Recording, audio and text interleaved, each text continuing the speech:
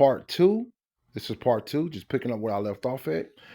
First and foremost, I give all honor, praise, and glory to our Heavenly Father Yahweh, also the true of the King of Kings, royalty himself, Yahweh Shah, Amashiach, also the Final Father, true Father, one West.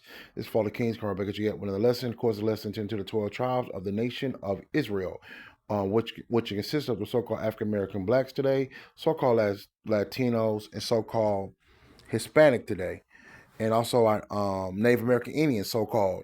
And I confuse you in the face, brothers and sisters, they're like the other nation. Clearly have Israelites that scattered among every nation where there was scattered. To you I say shalom, and peace and blessings be unto the hopeful elect, and shalom be unto the hopeful elect. And I want to go right back into this lesson here. Most High willing, I hope this lesson be edifying. And the title of the lesson is King Solomon riches superseded that of Musa Mansa. His riches, I'm going to get this scripture here in Ecclesiastes. So let's go to the book of Ecclesiastes, chapter 2, and I'm going to start at 7. Let's go here real quick. I just want to prove to you that, let's get it correct, that there was no greater king than King Solomon. And I'm going to bring another precept to that in the book of Samuel, It says, let's go to the book. Let's jump down to Ecclesiastes chapter 2, verse 7. He said, I got me servants and maidens, and had servants born in my house. Also had great possession of great and small cattle above all that were in Jerusalem before me. Now, I want you guys to pause and think about that real quick. Throughout history in Jerusalem, it was rich kings through then. King David was rich, King Saul had wealth, before he went off, Israel was a rich nation. I know now it's kind of hard for people to believe. And Israel, I'm talking about the so-called blacks, Hispanic, and Native American Indians. And the confusion of face. That's what I mean by Israel. Not those people over there who's claiming they're Jews. We're not talking about that. I'm talking about the actual real Israel. And so it was wealth, It was wealth above any man wildest dreams. And King Solomon is saying here that I had got let's jump back to 7. It says, he said, I had got my servants, I have got me servants, Slakia, and maidens, and had servants born in my house. So he actually had slaves born into his house. Also had great possession of great and small cattle above all that were in Jerusalem before me, Slakia, above all that were in Jerusalem before me. So he superseded any king at that time. Okay. I gather me also silver and gold. This is the part I want to get to. This proves that he was richer than Musa Mansa. I gather me also silver and gold and a peculiar treasure of kings in the provinces. You hear that?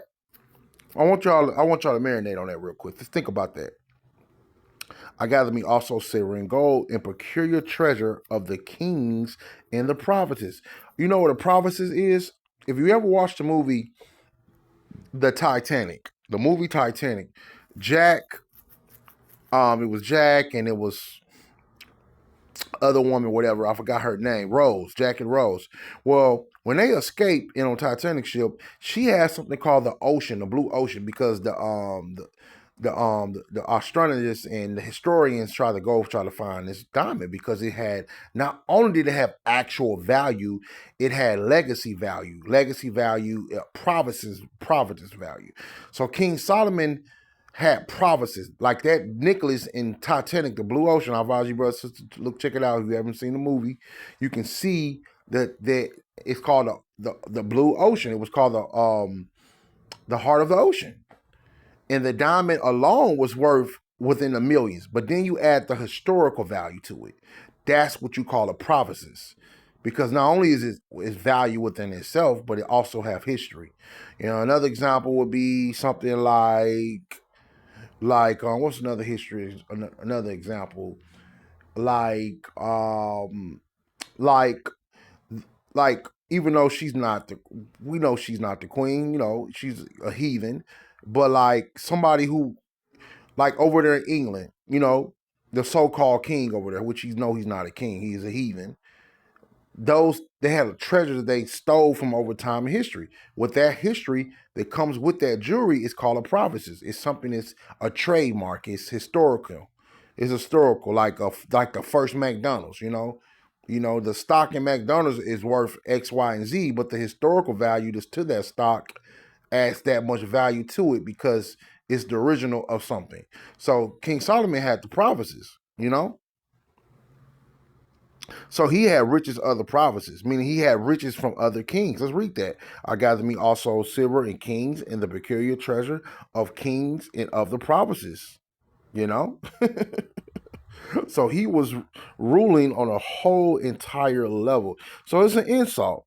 It's actually an insult or to one's intelligence to think that Musa Masa, which he was a great man in his right, no disrespect, but at the same time, he was not greater than King Solomon. King Solomon wealth superseded even the Egyptian. His wisdom superseded that of the Egyptians. You know, and the Egyptians had all type of gold.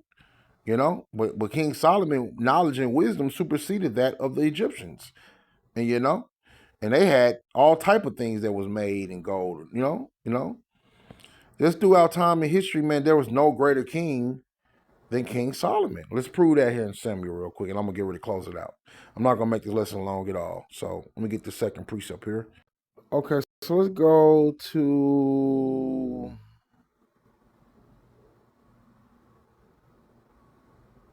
I just want to get a couple of things here.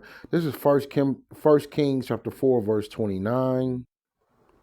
It says, "And Yahweh gave Solomon wisdom and understanding, exceeding much largeness of heart, even as the sand that is on the seashore."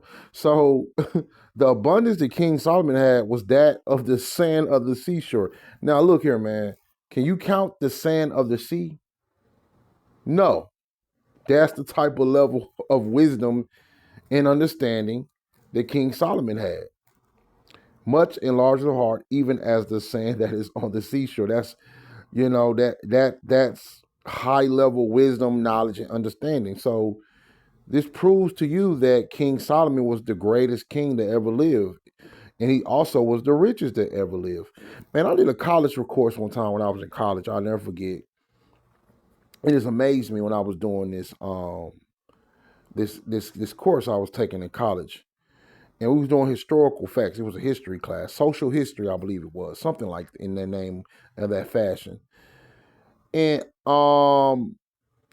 they asked everyone in the class who was the richest man to ever live or who was the richest king to ever live, and everybody gave wrong answers. Some people even went as far as saying Bill Gates or whatever, the Rothschilds or what have you. Everybody came up with their own type of conclusion. And he actually brought out the Bible. He was like, you know what?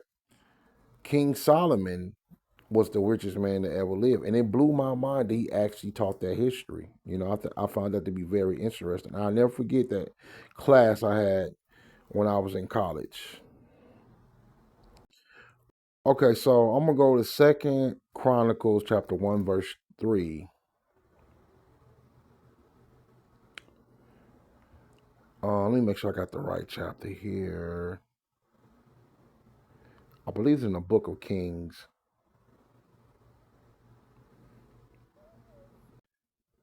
This is the book of First Kings, chapter 3. We're going to jump to 7. We're going to read First Kings. We're going to jump to chapter 3, verse 7. It says, "And now, O Lord, and Slakia, now, O Lord, my Yahweh, thou hast made thou servant king instead of David. Uh, instead of David, meaning he took his father's place at the King David. I believe passed in this. I believe he passed, or he was getting ready to pass, and King Solomon was getting ready to take the throne. And I'm but a little child. I know not how to go out or come in." He didn't know how to rule. "And thou servant in the midst of thy people, which thou hast chosen, a great people that cannot be numbered nor counted for multitudes. Give therefore thy servant understanding heart to judge thy people, that I might discern between good and bad.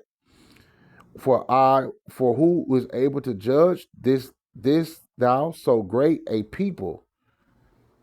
And the speech pleased Yahweh that Solomon had asked this thing.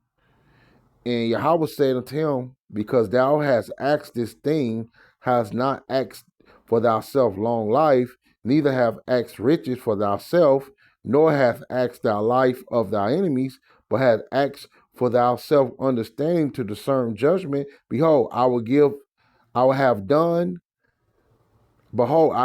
according to thy words. Lo, I have given thee a wise and understanding heart, so that there was none like thee before thee. This is the part I want to get to. So there was none like thee before thee, neither after thee shall any arise like unto thee. With that, I want to give all honor, praise, and glory to our Heavenly Father Yahweh, also true of beside the King of Kings, royalty himself, Yahweh Shah, Mashiach, also the final part you, Father one West, Father Kings, can I get you yet one lesson. The next lesson I say, Shalom.